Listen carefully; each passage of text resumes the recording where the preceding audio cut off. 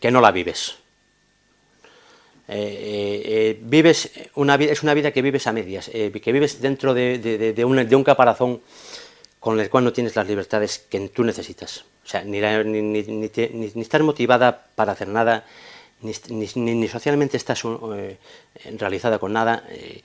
Estás, como digo yo, dejando pasar el tiempo. Estás en un compás de espera, dejando pasar los años a ver esto que pasa, a ver cómo soluciona. Yo a las personas que me han preguntado les he dicho que en lo posible no lo retrasen. Si les es posible y pueden dar el paso ya, mejor que más tarde.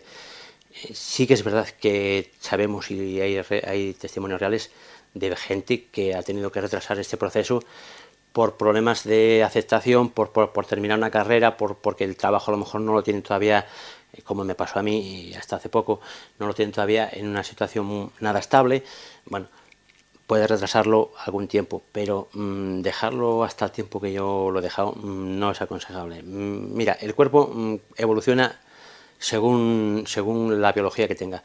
¿Qué pasa? Que si lo dejas evolucionar en exceso, llevarlo para atrás va a ser muy difícil. Nadie va, o sea, todos los efectos que ha hecho tu avance biológico no lo vas a volver atrás. Yo es una de las cosas que me cuesta un poquitín a día de hoy aceptar un poco, que no voy a poder evolucionar todo lo que me gustaría haber cambiado.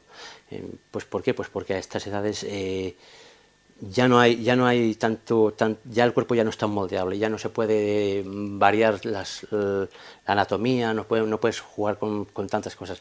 Entonces, para mí es una razón de peso, para eso, para cambiar, o sea, para cambiar, si puede ser antes, mejor que tarde.